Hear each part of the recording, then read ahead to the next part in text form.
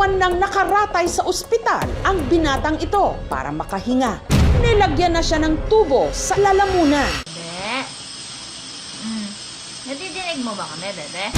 Habol hininga siya dahil ang kanyang baga nabalot na ng maitim na plema. Ang salarin, hindi sigarilyo, kundi ang mabango at makulay na vape. 4 na ospital po yung dinalan sa akin. Ayaw kong tanggapin. Patay na yung bata na yan. Dalin nyo na lang sa puninarya.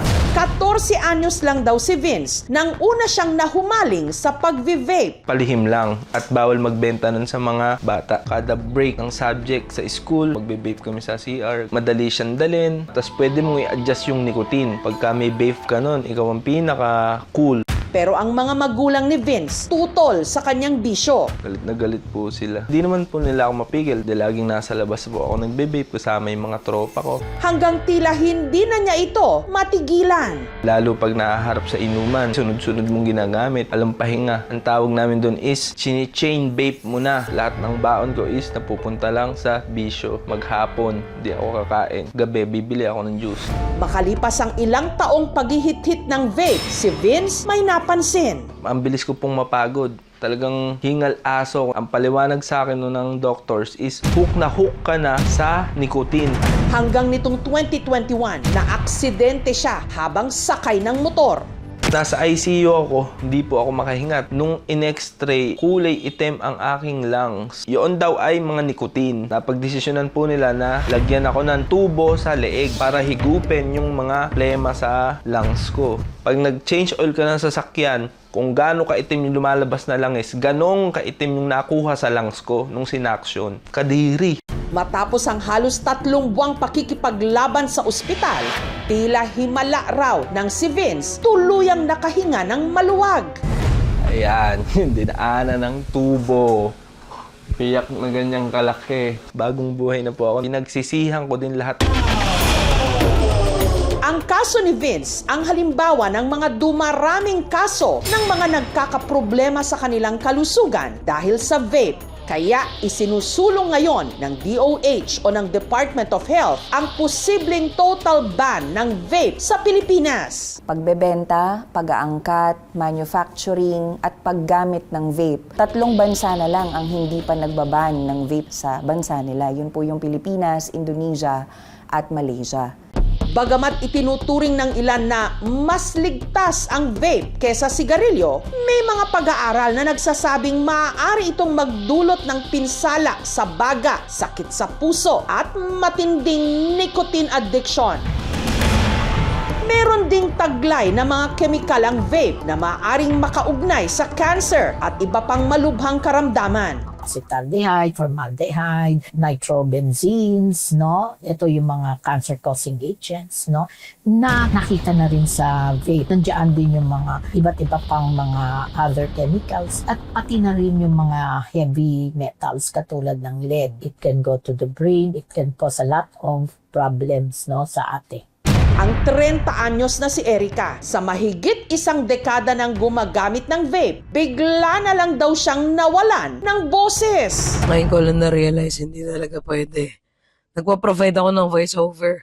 Pero ngayon di talaga kakayanin. Since yesterday pa yata or Friday ng gabi, naging ganito boses ko. Malala pa siya sa paos. Vital siya kasi per week, gumagawa ako ng voiceovers for reports. Akala ko, simple na flu lang. Pero laking gulat ni Erica nung nalaman niya na ang pagkawala ng kanyang boses, bunsod na pala ng laryngitis. Namamaga na ang kanyang larynx o voice box. Ang salarin, vape. Nung panahon na rebuildable dati, yung isang juice na malaki, nakakadalawa ako sa isang linggo. Ang sabi ng doktor talaga, vaping ang naging rason. Tridor siya, yes. Nakalagay sa packaging, low, pero ang effect sa katawan, usually stronger. Lalo na pag hindi sila ganun katolerant sa nicotine. Full recovery time, na nag-restore na talaga yung boses ng 2 months. 2 years na akong vape-free.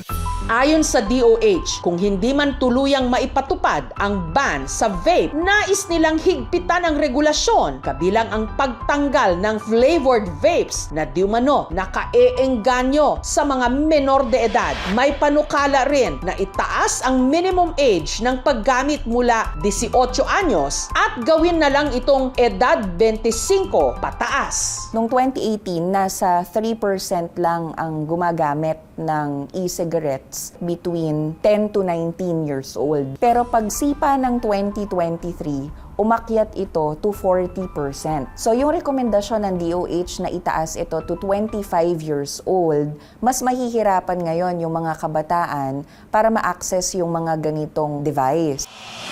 Ang Tagalipas City sa Batangas na si Ashley, 18 anyos lang din daw nung nagsimulang mag-vape. Nung una po, nakikihits lang po ako sa mga friends ko po. Hanggang sa nasanay po, bumili po ko ng sarili ko pong device. Pag may problem po, parang ang relaxing po. Pag may hinihipa ko po, ma'am. Ang pod o karga nito, halos 300 pesos ang presyo. Iniipon ko po yung galing po sa baon ko po. Parang yung vape po, naging buhay ko po, ma'am. Sobrang addicting po talaga.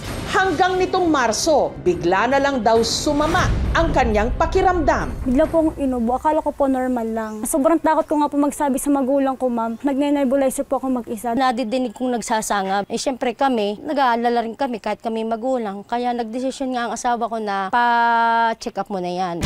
Ang kanyang baga nagkaroon na ng tubig. Ako'y tulala na hindi ko alam ang gagawin eh. Kasi nga, di bali kong pneumonia, okay lang, kami gamutan to. Pero kung yung tubig sa baga, sabi ko, ito kailangan to, butasan to. Para madrain ang tubig sa kanyang baga, si Ashley kinailangang operahan. Nung nalaman po na, yun nga po, may sakit po ako. Si inay po natulala pong inay kasi hindi rin po namin alam ang gagawin. Kasi hindi po namin in-expect. Di ko po in-expect, ma'am, na may sakit po pala ako. Kahit ako'y mangutang, lumuho, kahit anong gagawin ko para sa anak ko, hindi ko naisipin ang pera eh. Isipin ko buhay ng anak ko kahit kami walang-wala. Nitong nakaraang buwan, natuloy ang kanyang operasyon. Ang nakuhang tubig mula sa kanyang baga, umabot ng 1 litro. Ipinagpapasalamat na lang ngayon ni Ashley na nakakahinga na siya ng maluwag. Ito po yung naging tahi ko po nung ako po nilagyan po ng tubo. Pag nababanat po yung pinakatahi po, hindi po ako makagalaw po kasi ng ayos. Sobrang nanakit po talaga. Itinigil ko na rin kasi ang paninigirilyo para rin sa anak ko. Kasi nga, alam kong masama to sa katawan niya at may dudulot nito, kaya kailangan ko rin isakripisyo. Ang publiko, hati ang opinyon sa pagban ng vape sa Pilipinas. Siguro madaming apila sa pagbaban ng vape. Kasi yung vape kasi alam ko parang sa mga tumitigil mag-smoke, kaya sila nagbe-vape. I believe na vape should not be banned but it should be limited. Pabor po akong ban yung vape sa Pilipinas. Lately, may mga nakuha pong mabalita on social media na maliliit na bata nagpa-purchase na po ng vape dahil business din po yung para sa perspective nila. Malaki na rin po talaga yung industry ng vape dito sa Pilipinas. Siguro mga around 500 transactions kasi yung nare-record namin kada araw. No?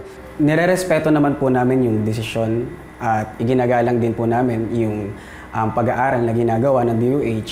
Pero iniisip po kasi namin dito tsaka ng iba pang mga vape owners dito sa Pilipinas na mas lumaki o mas dumami yung mga tumatangkilik na mga illicit vape products. That's why hindi kami pabor at sana mapag-isipan itong maigi ng DOH. Pagka binan mo ang vape, tapos hinayaan mo lang yung sigarilyo nandyan, yung mga bata, lilipat lang sa yosi eh. Kung ang pag-uusapan natin talaga yung kalusugan ng mga tao, ng kabataan, iban mo pareho. For the longest time, nilalaban naman talaga ng DOH na pahirapan kumbaga yung access ng mga Pilipino sa tobacco. Hindi realistic na ito ay iban because we are a tobacco growing country. Kung hindi po mababan ang tobacco, itaas natin ang buwis. At sa ngayon, yun po ang nasa batas. Yung kahit anong vape, wala nang age limit, total ban na yan para malubay na talaga. Kung maaari po sila na po ang unang tumigil po kasi hindi po talaga maganda sa health, ma'am. Promise po.